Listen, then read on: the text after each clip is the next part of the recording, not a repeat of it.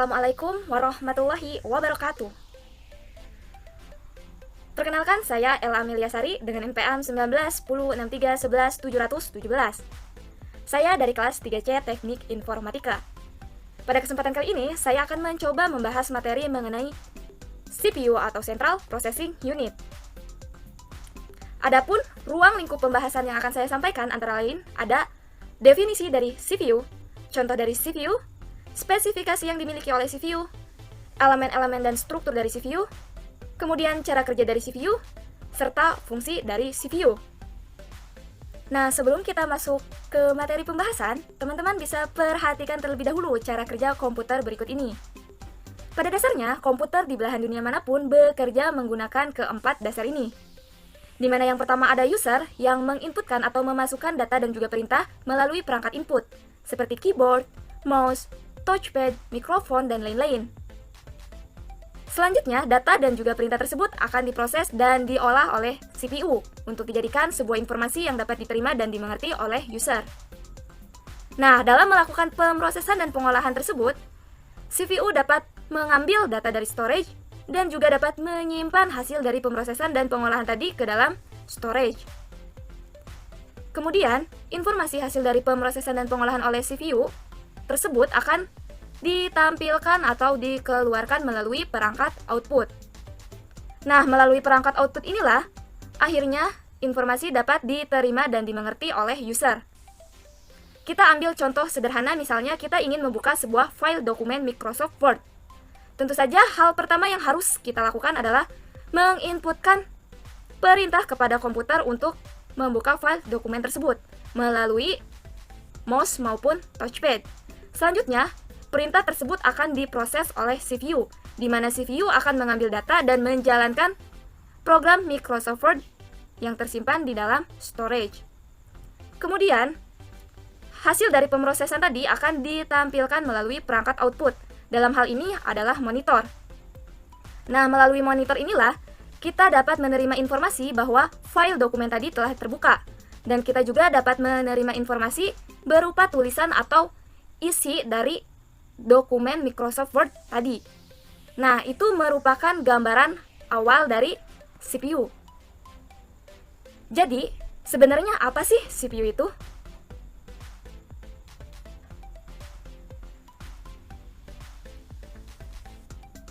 CPU merupakan hardware berupa chip atau IC yang bentuknya segi empat, di mana letaknya terdapat pada suatu soket di motherboard.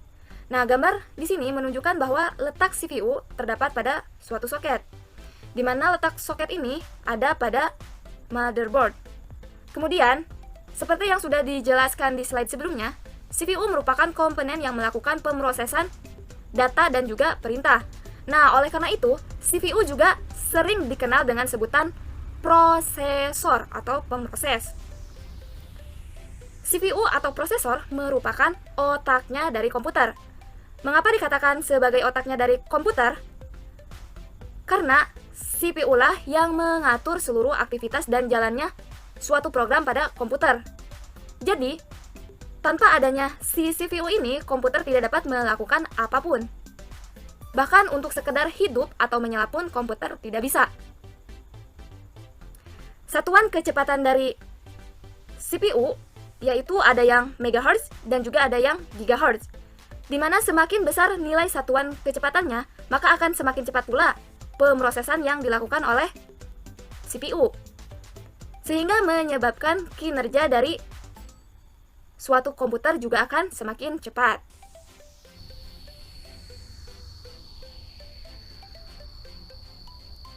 Nah, di sini ada contoh dari CPU di mana ada AMD dan juga ada Intel. Nah, keduanya merupakan merek atau jenis CPU yang terkenal saat ini. Merek atau jenis CPU yang lainnya antara lain ada Transmeta, Apple, IBM, dan lain-lain. Nah, selanjutnya ada spesifikasi dari CPU, di mana ada clock yang terdiri dari base clock dan max boost clock. Kemudian ada cores, thread, cache, serta TDP yang akan kita bahas di slide berikutnya. Nah, ini ada contoh dari spesifikasi CPU dari merek AMD, di mana cores-nya ada 4, kemudian threads-nya ada 4, base clock-nya 3,5 GHz, kemudian max boost clock-nya 3,9 GHz, serta TDP-nya 65 Watt. Nah, jika diibaratkan kita anggap CPU itu sebagai sebuah pabrik, CPU ini akan bertugas untuk memberikan produk ke kita sebagai pengguna komputer. Dimana contoh produknya ketika kita main game, maka produknya adalah game. Ketika kita bekerja, contoh produknya adalah Word, Excel, dan PowerPoint. Nah, untuk membuat produk tersebut, CPU memerlukan sebuah material atau data-data yang dikirimkan dari hard disk. Kemudian, layaknya sebuah pabrik, CPU juga memiliki yang namanya pekerja. Nah, base clock merupakan kecepatan normal si pekerja dalam merubah material tadi menjadi sebuah produk. Kemudian, max boost clock merupakan kecepatan pekerja ketika dipaksakan bekerja untuk lebih. Biasanya meminta daya listrik yang lebih tinggi dan menghasilkan suhu panas yang lebih tinggi. Dan ada yang namanya thread. Thread ini berfungsi untuk mengantarkan material kepada si pekerja untuk diubah menjadi produk. Jadi kalau misalkan si pekerja mempunyai 2 thread, dia akan bekerja di salah satu thread tadi. Nah, ketika pekerjaan di salah satu thread itu harus di stop, maka si pekerja akan mengerjakan dari thread yang satunya lagi. Jadi akan lebih menguntungkan jika si pekerja itu memiliki 2 thread. Nah, cache prosesor adalah memori cepat yang bisa diakses prosesor sesegera mungkin. Semakin kecil nilainya, maka akan semakin cepat.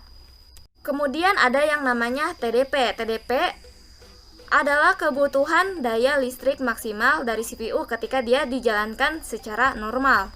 Nah, materi selanjutnya yaitu elemen-elemen dan struktur dari CPU. Nah, seperti yang kita ketahui bahwa komputer terdiri dari komponen utama antara lain komponen input dan output, kemudian memori atau storage, CPU, serta sistem bus sebagai penghubung antar komponen-komponen tersebut. Nah, si CPU ini memiliki 4 elemen utama, yaitu ada registers, control unit, arithmetic and logic unit, serta CPU interconnection sebagai penghubung antar elemen-elemen tersebut. Nah, elemen CPU yang pertama di sini ada Arithmetic and Logic Unit atau ALU. Seperti namanya, ALU ini terdiri dari 2 bagian, yaitu unit arithmetic dan unit logika boolean. Sehingga tugas utama dari ALU yaitu melakukan semua perhitungan matematika atau aritmatika yang diberikan kepadanya, serta melakukan keputusan operasi logika. Nah, operasi logika di sini meliputi perbandingan 2 operan menggunakan operator logika tertentu, seperti sama dengan, tidak, sama dengan, lebih dari atau sama dengan, kemudian kurang dari, serta kurang dari sama dengan. Nah, selain itu, ALU ini juga disebut sebagai mesin bahasa, karena bagian ini mengerjakan instruksi-instruksi bahasa mesin yang diberikan kepadanya.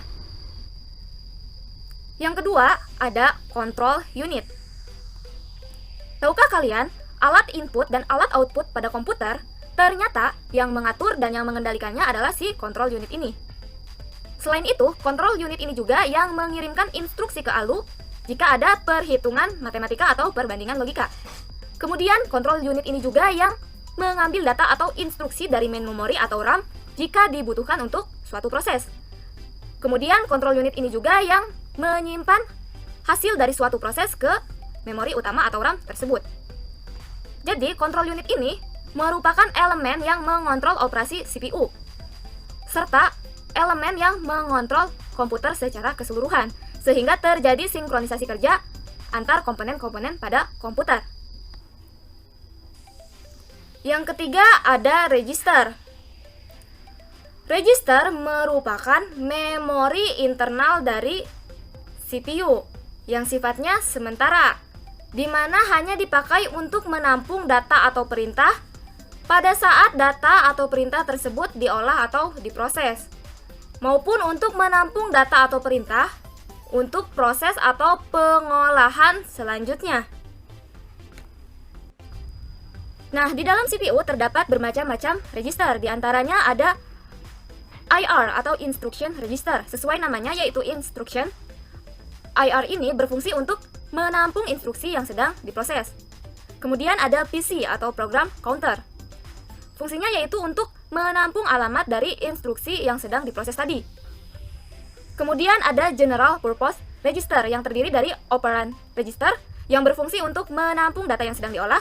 Kemudian ada akumulator yang berfungsi untuk menampung data hasil dari pengolahan tadi. Kemudian ada MDR atau Memory Data Register. Nah, MDR ini berfungsi untuk menyimpan data atau perintah yang akan dikirimkan dari RAM ke CPU maupun menyimpan data dan juga perintah hasil dari pengolahan CPU yang akan dikirimkan ke RAM. Kemudian ada MAR atau Memory Address Register. Nah, ini sesuai namanya yaitu address. MAR ini berfungsi untuk menyimpan alamat data dan juga perintah yang akan dikirimkan dari RAM ke CPU maupun menyimpan alamat data dan juga perintah hasil pengolahan dari CPU yang akan dikirimkan ke RAM. Nah, yang keempat ada CPU Interconnection yang merupakan sistem koneksi atau bus pada CPU yang fungsinya sebagai penghubung antar elemen-elemen internal CPU juga sebagai penghubung CPU dengan bus-bus eksternal CPU, di mana bus-bus eksternal CPU tersebut sebagai penghubung CPU dengan sistem lainnya seperti sebagai penghubung CPU dengan perangkat input dan output, kemudian sebagai penghubung CPU dengan memori. Sebagai contoh, CPU dapat mengakses dan mengeksekusi perintah atau program yang tersimpan di dalam memori itu berkat adanya atau berkat perantara si bus ini. Jadi tanpa adanya bus ini, antar elemen-elemen CPU atau antar elemen-elemen komputer atau antar CPU dengan komputer tidak dapat berkomunikasi. Nah, ini merupakan gambar yang menunjukkan struktur internal dari CPU, di mana di dalamnya terdapat elemen-elemen unit control, register, kemudian bus internal CPU. Nah, ini merupakan CPU interconnection. Kemudian ada ALU. Nah, fungsi dari ALU ini ada untuk melakukan perhitungan matematika, terus menentukan keputusan logika, dan juga menentukan komplement dari suatu bilangan melalui one complement, two complement, dan lain-lain. Kemudian ada shifter, yaitu melakukan instruksi geser seperti geser ke kanan, kiri, dan melakukan rotasi. Kemudian ada fungsi status flags. Nah, ini artinya ALU akan menentukan tanda dari suatu bilangan hasil dari suatu operasi. Nah, kemudian di sini menunjukkan bahwa antar elemen-elemen CPU dihubungkan melalui suatu bus, yaitu CPU interconnection. Nah, dan gambar ini menunjukkan bahwa control unit memiliki jalur kontrol ke setiap elemen CPU. Ini artinya bahwa control unit ini merupakan pengendali atau yang mengatur seluruh aktivitas atau operasi yang dilakukan elemen-elemen CPU lainnya. Dapat dikatakan bahwa control unit ini merupakan otak dari CPU. Nah, selanjutnya yaitu ada cara kerja dari CPU. Nah, berikut ini merupakan urutan mengenai cara kerja CPU dalam sistem komputer, di mana ketika user melakukan penginputan kepada komputer, hasil inputannya pertama-tama akan disimpan ke dalam RAM. Nah, apabila inputan tersebut berupa perintah, maka oleh control unit akan dibawa dan ditampungkan sementara ke program storage. Sedangkan apabila bentuknya berupa data, maka oleh control unit akan dibawa dan ditampungkan sementara ke working storage. Selanjutnya, apabila register siap untuk mengeksekusi, maka perintah yang ada pada program storage dan data yang ada di working storage akan diambil oleh control unit untuk kemudian disimpan ke dalam register. Nah, di sini dibagi-bagi lagi, di mana yang bentuknya perintah akan disimpan ke dalam instruction register, dan alamat dari perintah tersebut akan disimpan ke program counter. Sedangkan yang bentuknya berupa data akan disimpan ke General Purpose Register. Nah, selanjutnya jika terdapat perhitungan aritmatika dan operasi logika, maka pengoperasiannya akan diambil alih oleh ALU. Kemudian jika proses dari nomor 1 sampai 4 selesai, maka seluruh hasilnya akan dibawa oleh kontrol unit ke register akumulator untuk dilakukan proses pengolahan selanjutnya. Nah, hasil pengolahan dari register akumulator akan dibawa oleh kontrol unit ke working storage. Selanjutnya, hasil pengolahan dari working storage akan dibawa oleh kontrol unit ke output storage. Dan hasil dari output storage ini kemudian akan disebarkan ke output perangkat, seperti monitor, speaker, dan lain-lain. Nah, alur kejadian di dalam cara kerja CPU ini dilakukan hanya sepersekian detik. Kemudian, dari pembahasan tadi, kita ketahui bahwa kontrol unit merupakan komponen yang memiliki peran paling banyak dalam alur kerja sebuah CPU. Nah, oleh karena itu, kontrol unit ini dapat dikatakan sebagai otaknya dari sebuah CPU. Nah, tidak terasa kita sudah memasuki materi yang terakhir, yaitu mengenai fungsi dari CPU. CPU sebagai komponen utama pada komputer memiliki fungsi-fungsi dasar yang penting. Fungsi-fungsi dasar tersebut antara lain yaitu sebagai berikut. Yang pertama yaitu ada fetching. Fetching merupakan proses pemanggilan atau pengambilan data, di mana ketika suatu program atau suatu perintah dijalankan, CPU akan melakukan pengambilan data-data yang dibutuhkan dari storage berdasarkan alamat-alamat yang telah tersimpan sebelumnya. Selanjutnya yaitu ada decoding.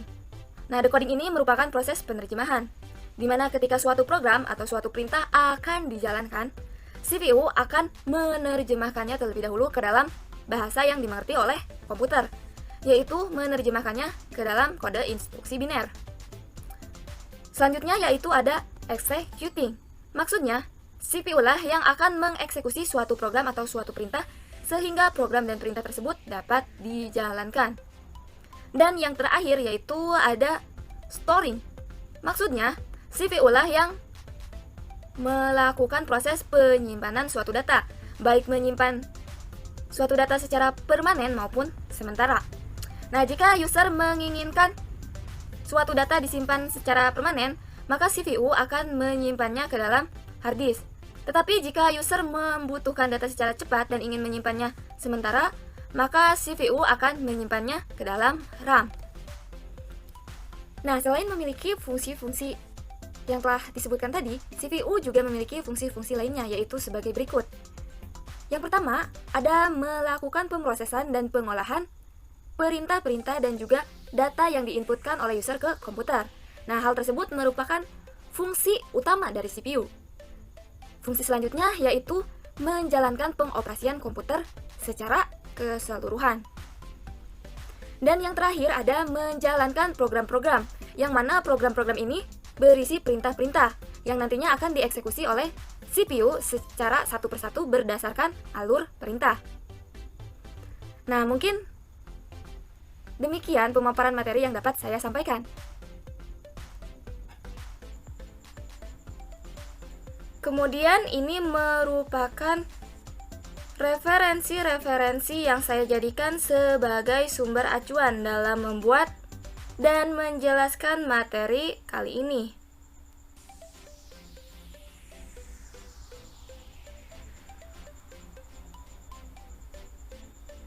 Baik, saya rasa cukup. Sekian presentasi dari saya. Jika ada kesalahan, mohon dikoreksi, dan jika ada kekurangan, boleh ditambahkan. Terima kasih atas segala perhatiannya. Wassalamualaikum warahmatullahi wabarakatuh.